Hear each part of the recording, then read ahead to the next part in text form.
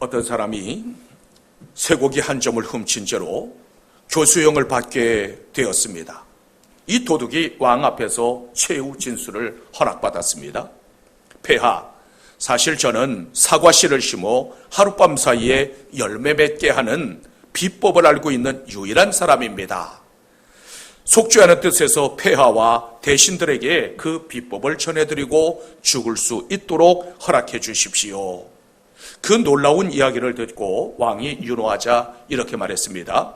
먼저 삽과 사과 씨를 준비해 주십시오. 그리고 아직 첫사랑을 경험하지 못한 처녀가 꼭 있어야 합니다.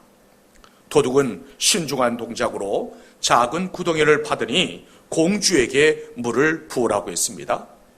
공주가 조심스럽게 물을 붓자 사람들을 둘러보며 천천히 말했습니다. 이 씨앗은 지금까지 자기 것이 아닌 물건에 한 번도 손댄 적이 없는 사람이 심어야 합니다. 아무리 사소한 물건이나 잠깐이라도 손댄 사람은 안 됩니다. 그러자 왕은 대신들을 둘러보며 말했습니다. 내가 가장 신임하는 외무 대신이 저 신비스러운 씨를 심도록 하시오. 그러자 외무 대신이 머뭇거리며 뒤로 물러나면서 말했습니다. 폐하, 저는 안 되겠습니다. 어렸을 때 나무의 외투를 입고 다닌 적이 있습니다. 그러면 재무장관이 심어야 되겠군. 폐하, 저는 지난번에 왕실 금고에 손댔다가 문책당한 일이 있습니다.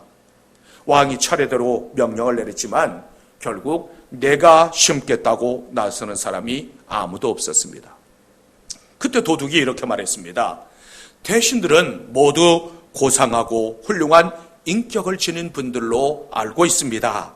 그런데 남의 물건에 손대지 않은 사람은 단 한 분도 없군요. 로마서 3장 10절 이하에서는 이렇게 말씀하고 있습니다. 기록된 바 의인은 없나니 하나도 없으며 깨닫는 자도 없고 하나님을 찾는 자도 없고 다 치우쳐 함께 무익하게 되고 선을 행하는 자는 없나니 하나도 없도다.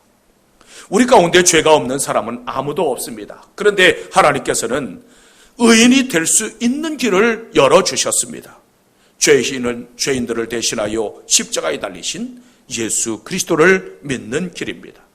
하나님의 사랑은 그 십자가에서 눈으로 볼 수 있고 느낄 수 있도록 확연하게 드러났습니다. 본문은 다윗의 범죄에 대한 하나님의 책망과 1차적인 심판을 다루고 있습니다. 하나님께서 나단 선지자를 보내신 이유는 무엇일까요?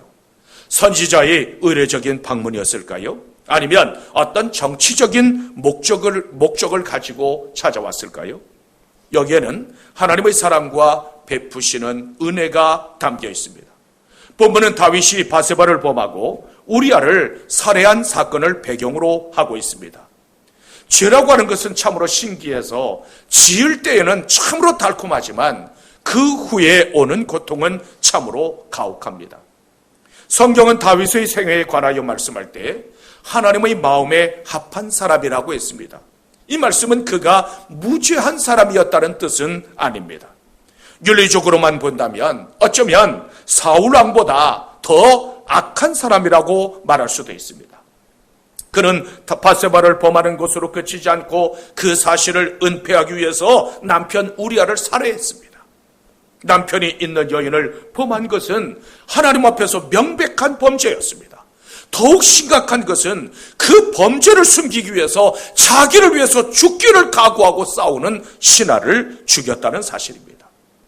그럼에도 불구하고 열왕기상 15장 5절에서는 이렇게 말씀하고 있습니다. 이는 다윗이 햇사람 우리아의 일 외에는 평생에 여호와 보시기에 정직히 행하고 자기에게 명령하신 모든 일을 어기지 아니하였습니다. 다윗은 하나님께서 옳다고 여기시는 바를 정직하게 행했습니다. 그는 하나님 앞에 나아가 무릎 꿇고 통회하고 자복함으로 회개의 길로 나아갔습니다. 이후 더더욱 하나님을 온전히 의뢰하였고 자신을 낮추며 경건한 삶을 살려고 힘썼습니다. 만약 주님께서 나단 선지자를 보내지 않았다면 어떻게 되었을까요? 그는 계속 죄 가운데 살다가 사울왕처럼 버림받고 결국 망할 수밖에 없었을 것입니다. 하지만 선지자를 보내어 죄를 지적하여 깨닫게 하셨고 회개하도록 은혜를 베풀어 주셨습니다. 하나님께서는 다윗이 범죄함으로 아무런 소망이 없을 때 사랑의 손을 내미셨습니다. 하나님께서 먼저 찾아오셔서 손을 내미셨기에 은혜요 사랑입니다. 사람은 상대방이 나를 사랑해야 나도 그를 사랑합니다. 하지만 하나님의 사랑은 먼저 베푸시는 무조건적인 사랑입니다. 이 사랑은 우리에게도 마찬가지였습니다. 로마서 5장 8절에서는 이렇게 말씀하고 있습니다. 우리가 아직 죄인 되었을 때에 그리스도께서 우리를 위하여 죽으심으로 하나님께서 우리에 대한 자기의 사랑을 확증하셨느니라. 우리가 의롭고 우리가 하나님을 사랑하고 우리가 무엇인가를 했을 때가 아니라 오히려 하나님을 배반하고 대적할 때 사랑과 구원의 손길을 내밀어 주셨습니다. 하나님께서는 지금도 범죄하면 먼저 찾아오셔서 긍휼을 베풀어 주십니다. 죄인이 하나님의 심판을 받아 멸망하는 것은 하나님의 인자하심이 부족해서가 아니라 하나님의 그 긍휼하심을 의지하지 않기 때문입니다. 하나님의 인자하심은 이 땅의 모든 죄보다도 더 큽니다. 우리는 먼저 찾아오시는 그 은혜와 그 사랑으로 구원받고 하나님의 자녀가 되었습니다. 이제는 하나님의 사랑을 본받아 먼저 손을 내밀 수 있는 여러분들이 되시기를 주님의 이름으로 축원합니다. 주님께서는 왜 이러한 은혜를 베풀어 주실까요? 하나님께서 다윗을 택하시고 구원하시기로 작정하셨기 때문에 그 어떤 범죄에도 불구하고 은혜를 베풀어 주셨습니다.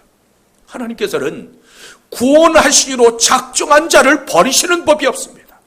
따라서 참으로 악하고 무서운 죄를 범했지만 그 죄를 깨닫게 하시고 회개의 자리로 이끄셨습니다. 우리의 소망도 바로 여기에 있습니다. 인생은 죄 가운데 살아가기 때문에 죄로부터 자유로울 수 있는 사람은 단 한 사람도 없습니다. 우리는 너무나도 쉽게 죄를 범하는 연약하고 무능한 사람들입니다. 하나님으로부터 버림받아 마땅한 사람들입니다. 사실 다윗의 모습은 곧 우리의 모습과 조금도 다를 바가 없습니다. 다윗이 무서운 죄를 범하고 나서도 깨닫지 못했던 것처럼 우리도 역시 죄를 먹고 마시며 살아갑니다. 죄는 우리가 원하지 않았음에도 불구하고 끊임없이 찾아와서 달라붙고 끊임없이 더럽히고 괴롭힙니다. 그러나 하나님께서 구원하시기로 작정하셨기 때문에 회개의 자리로 나아갈 수 있습니다. 회개는 하고 싶다고 아무나 할 수 있는 것이 아닙니다.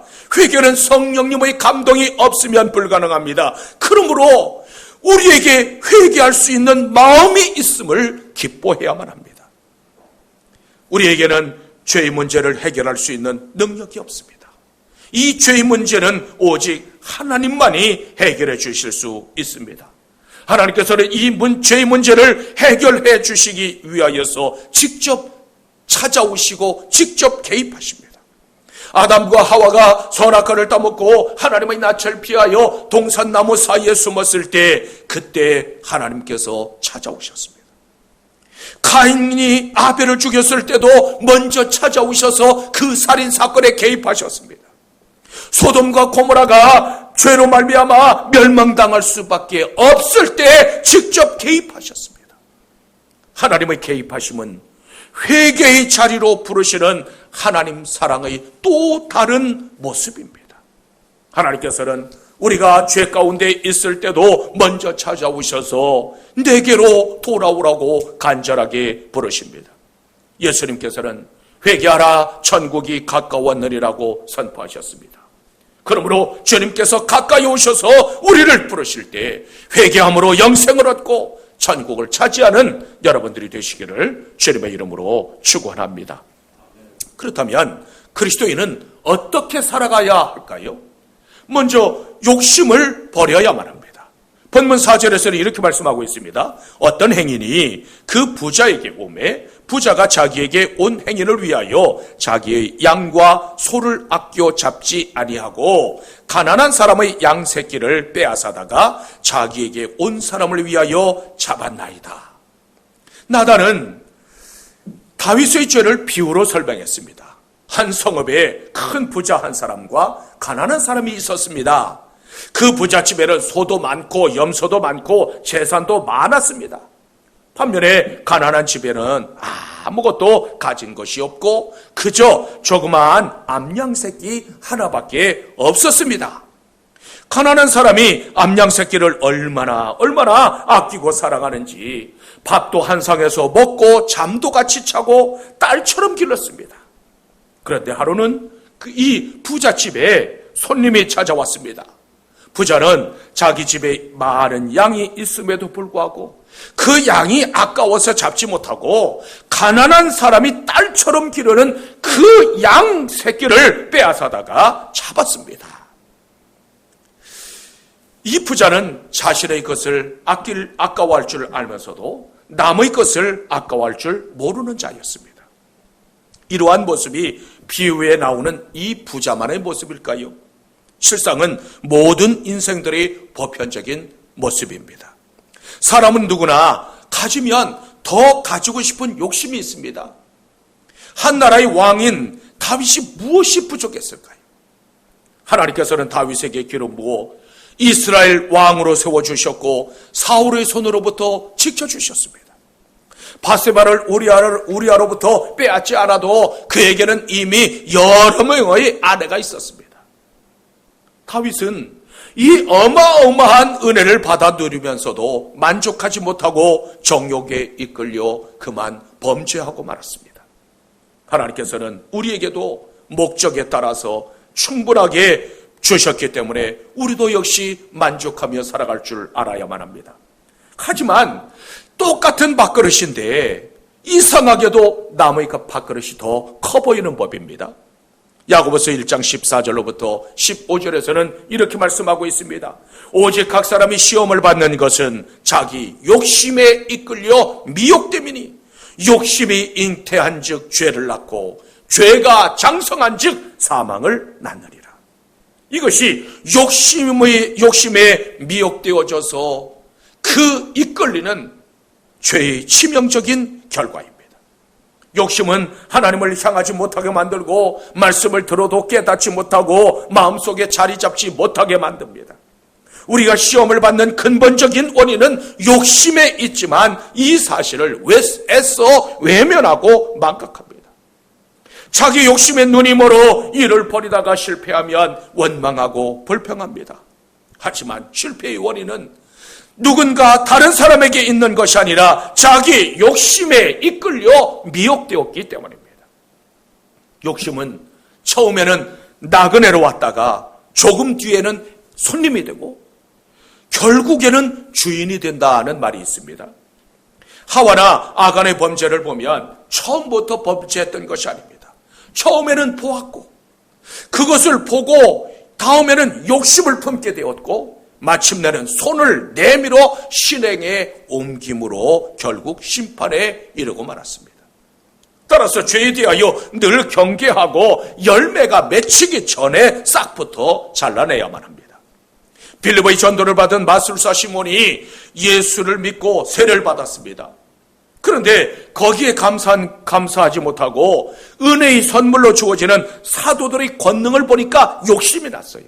놀라운 기적을 행하는 것을 보고 욕심이 나서 돈으로 사려다가 그만 저주의 말을 들어야 했습니다. 이처럼 지나친 욕심은 우리의 인생을 파멸로 몰아가고 맙니다. 그러므로 성도들은 하나님께서 주신 은혜를 족한 줄로 알고 자족할 수 있어야만 합니다. 베풀어 주신 은혜에 감사하며 내게 능력 주시는 자 안에서 모든 것을 할 수 있다는 그 믿음으로 살아야만 합니다. 인간적인 욕심을 버리고 거룩한 욕심을 낼 수 있어야만 합니다. 그러므로 하나님의 일을 더욱 열심히 하기 위해서 하나님께서 주시는 더 큰 은사를 사모할 수 있는 여러분들이 되시기를 주님의 이름으로 축원합니다. 또한 자기 자신을 먼저 돌아볼 줄 알아야만 합니다. 본문 5절에서는 이렇게 말씀하고 있습니다. 다윗이 그 사람으로 말미암아 노하여 나단에게 이르되 여호와의 살아계심을 두고 맹세하노니 이 일을 행한 그 사람은 마땅히 죽을 자라. 다윗은 나단 선지자가 비유로 말한 그 부자가 자기 자신을 가리키고 있다는 사실을 깨닫지 못했습니다. 오히려 가난한 자의 양을 빼앗은 그 부자의 행위에 분노하며 마땅히 죽을 자라고 정죄했습니다. 이처럼 자기 자신의 모습을 똑바로 바라보지 못할 정도로 양심이 마비되어진 상태였습니다. 따라서 그 부자의 행위에 대하여 분노하며 그는 마땅히 죽을 자라고 정죄하고 있습니다. 이것이 실상 모든 인생들의 모습입니다. 우리는 너나 없이 다른 사람의 잘못에 대하여는 정죄하게 하기에 빠르면서도 자기 자신에 대해는 관대합니다. 다윗은 부자를 정죄함으로 결국 자기 자신을 정죄하고 말았습니다. 예수님께서는 마태복음 7장 3절로부터 4절에서 이렇게 말씀하셨습니다. 어찌하여 형제의 눈 속에 있는 티는 보고 내 눈 속에 있는 들보는 깨닫지 못하느냐. 보라, 내 눈 속에 들보가 있는데 어찌하여 형제에게 말하기를 나로 내 눈 속에 있는 티를 빼게 하라 하겠느냐. 이것이 주님의 말씀입니다. 주님께서는 이웃의 눈에서 티를 찾는 사람이 자기 자신의 눈에 들보가 있다는 사실을 모른다고 말씀하셨습니다. 자신에게 큰 기둥과 같은 죄가 있음을 알아보지 못하고 이웃의 작은 허물을 찾기에 갈급하는 그런 사람들의 모습을 주님께서 말씀하시고 있습니다. 여러분들의 눈에는 무엇이 먼저 보이십니까? 여러분들이 가장 보고 싶은 것은 무엇입니까? 나의 죄를 먼저 보고 싶으십니까? 아니면 다른 사람의 죄를 먼저 보고 싶으십니까? 우리는 마땅히 주님께서 열어주신 신령한 눈으로 자신의 죄부터 먼저 볼 수 있어야만 합니다. 나의 죄가 이웃의 단점보다 더 크게 보여야 참다운 그리스도인입니다. 디모데전서 1장 15절에서 바울사도는 이렇게 고백하고 있습니다. 무엇보다 모든 사람이 받을 만한 이 말이요, 그리스도 예수께서 죄인을 구원하시려고 세상에 임하셨다 하였도다. 죄인 중에 내가 괴수니라. 이것이 성령의 감동을 받아 자기 자신의 죄를 더 크게 보는 사람의 신실한 신앙 고백입니다.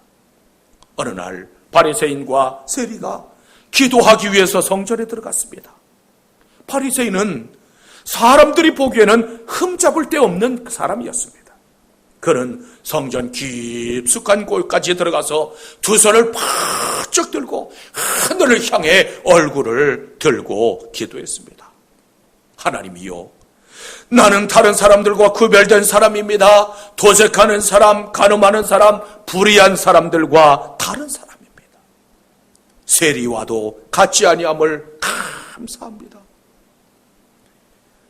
한편 세리는 어떻습니까? 성전 앞자리까지 나아가지 못하고 하늘을 우러러보지도 못했습니다. 고개를 푹 숙인 채 가슴을 치면서 기도합니다. 하나님이여, 하나님이여, 불쌍히 여기소서. 나는 죄인으로서이다. 주님께서는 의인을 부르시려고 오신 것이 아니라 죄인을 회개시키려고 오셨다고 말씀하셨습니다. 따라서 주님의 마음을 감동시키는 기도는 단 한마디면 족합니다. 주여, 나를 불쌍히 여기소서. 주여, 나는 죄인으로서이다. 우리는 다른 사람을 정죄하는 그 정죄가 결국 나를 정죄한다는 사실을 잊어서는 안 됩니다. 그러므로 이웃의 허물을 살피기 전에 먼저 자신의 허물을 돌아보고 회개할 수 있는 여러분들이 되시기를 주님의 이름으로 축원합니다. 또한 우리는 이 시대의 선지자로 살아야만 합니다. 본문 7절로부터 8절에서는 이렇게 말씀하고 있습니다. 나단이 다윗에게 이르되 당신이 그 사람이라. 이스라엘의 하나님 여호와께서 이와 같이 이르시기를 내가 너를 이스라엘 왕으로 기름 붓기 위하여 너를 사울의 손에서 구원하고 내 주인의 집을 내게 주고 내 주인의 아내들을 내 품에 두고 이스라엘과 유다 족속을 내게 맡겼느니라. 다윗은 우리아를 죽임으로 완전 범죄를 시도했습니다. 하지만 사람의 눈에는 감출 수 있지만 하나님 앞에서는 절대로 감출 수 없습니다. 하나님께서는 불꽃 같은 눈으로 우리의 모든 생각과 행위를 일일이 감찰하고 계시기 때문입니다. 다윗의 행위는 하나님 보시기에 심히 악한 행위였습니다.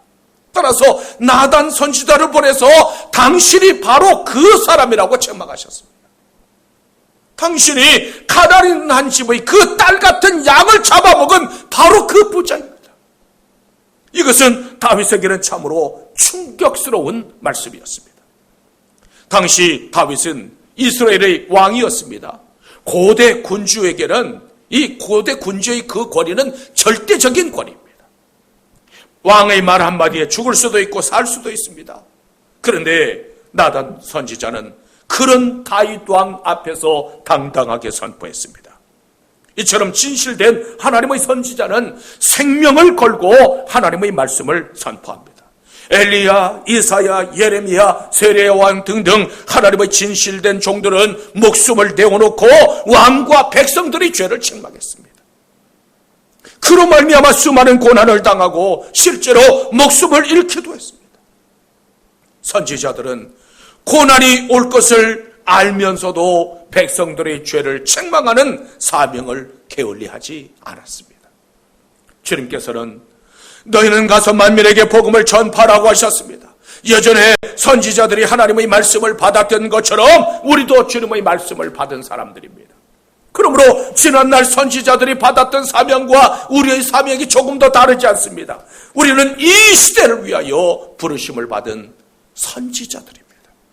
그러므로 이 시대와 이 백성들을 향하여 죄에 대하여는 단호하게 하나님의 말씀으로 책망하고 돌아서게 해야만 합니다. 아울러 이 나라와 이 백성을 위하여 기도하고 축복할 수 있어야 합니다. 어떤 분이 이런 말을 했습니다. 다윗의 위대함은 그가 블레셋 장군 골리앗을 쳐 죽인 데 있는 것이 아니다. 자기의 잘못을 시인하고 하나님 앞에서 돌아서는 데 있다고 했습니다. 만약 연약하여 죄를 범하더라도 회개하기를 주저하지 마십시오. 하나님의 인자하심은 그 어떤 죄보다 크다는 사실을 잊지 마십시오. 모든 죄를 자복하고 회개함으로 하나님의 은총을 덧입고 나아가는 여러분들이 되시기를 주님의 이름으로 축원합니다. 어느 두 사람이 함께 굴뚝 청소를 하고 밖으로 나와 보니까 한 사람은 얼굴이 깨끗하고 한 사람은 검댕이가 잔뜩 묻어 있었습니다. 그런데 얼굴을 씻으러 간 사람은 검댕이 묻은 사람이 아니라 깨끗한 사람이었다고 합니다. 왜 그랬을까요? 깨끗한 사람은 상대방의 얼굴을 보고 자기 자신도 더러울 것이라고 생각했기 때문에 씻으러 갔습니다. 반면에 검댕이가 잔뜩 묻은 사람은 상대방의 얼굴을 보고 아하, 내 얼굴도 깨끗하겠구나 생각했기 때문입니다. 인생은 누구나 살아가면서 크고 작은 죄를 범하게 마련입니다. 하나님의 법대로 하면 우리 가운데 살아남을 사람이 있을까요? 우리는 다 죽어야 마땅합니다. 하지만 하나님께서는 우리를 택하시고 그리스도를 통해 구원의 언약을 주셨습니다. 그러므로 오직 주만 의지하고 주님 앞으로 나아가야 합니다. 사도행전 2장 38절에서는 이렇게 말씀하고 있습니다. 너희가 회개하여 각각 예수 그리스도의 이름으로 세례를 받고 죄 사함을 받으라. 회개는 구원에 이르는 가장 기본적인 전제 조건입니다. 회개는 죄에서 떠나 하나님께로 돌이키는 것을 말합니다. 머리로 깨닫고 마음으로 느끼는 것으로 끝나는 것이 아니라 지금까지의 모든 삶에서 철저하게 방향을 전환함으로 새로운 열매를 맺는 것을 말합니다. 우리는 세상 사람들처럼 후회만 하고 그치는 자가 아니라 진정으로 회개하는 사람이 되어야만 합니다. 다윗은 절망적인 상황 가운데서도 하나님께 소망을 두고 회개함으로 다시 일어났습니다. 베드로와 가룟 유다는 다 같이 지름을 배신했으나 베드로는 회개함으로 구원받고 초대교회의 기둥이 되었습니다. 반면에 가룟 유다는 후회만 하다가 결국 멸망의 길로 가고 말았습니다. 이것이 후회와 회개의 차이점입니다. 그러므로 항상 마음을 새롭게 하고 통회하고 자복함으로 구원의 은총을 받는 여러분들이 되시기를 주님의 이름으로 축원합니다.